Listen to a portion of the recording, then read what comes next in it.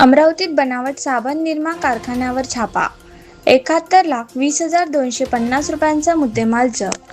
Police आयुक्त अमरावती शहर यांच्या आदेशान्वये शहरातील सर्व प्रकारच्या अवैध धंद्यावर सातत्याने कारवाई सुरू असून आज 5 मे मंगळवार रोजी गुन्हे शाखेचे पोलीस निरीक्षक संदीप चव्हाण यांना मिळालेल्या गुप्त माहितीच्या आधारे गुन्हे शाखेच्या पथकाने बळगाव पोलीस स्टेशनवरील चांदूर बाजार रोडवरील नवा अकोला परिसरात सुरू असलेल्या बनावट साबण व निरमा बनवणाऱ्या कारखान्यावर छापा टाकला.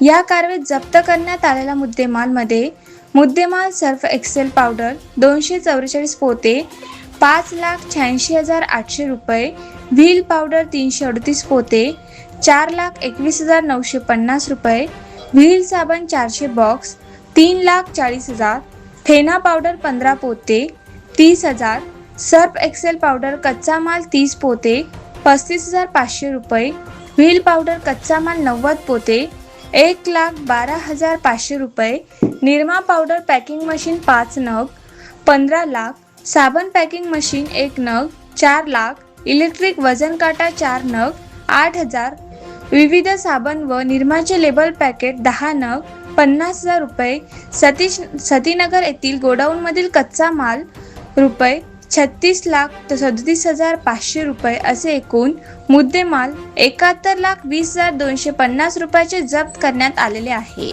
सदर ठिकाणावरून ताब्यात घेण्यात आरोपीमध्ये जुनेद खान, यासिन खान, प्रफुल्ल विठ्ठलराव डोंगरे, शेख मुन्नीर, शेख सलीम शेख असे आहे.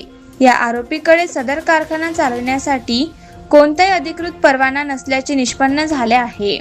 तसेच त्यांनी वरील मुद्देमाल कोठून आणला व कुठे विक्री करत होते याबाबत अधिक तपास सुरू आहे. सदरची कारवाई पोलीस आयुक्त रोहित ओला, पोलीस उपायुक्त परिमंडळ 1, गणेश शिंदे, पोलीस उपायुक्त परिमंडळ 2, श्याम धुडे, पोलीस उपायुक्त मुख्यालय तथा गुन्हे शाखेचे उपायुक्त रमेश भामट, सह पोलीस आयुक्त गुन्हे शिवाजी बचाटे यांच्या मार्गदर्शनात पोलीस निरीक्षक संदीप चव्हाण यांच्या नेतृत्वाखाली सपोनी मनीष बाकोळे, पोलीस अंमलदार सचिन देशमुख, मंगेश लोखंडे, गजानन बेले, मनोज ठोसर, प्रशांत मोहोळ, विशाल वाघमारे यांनी केली.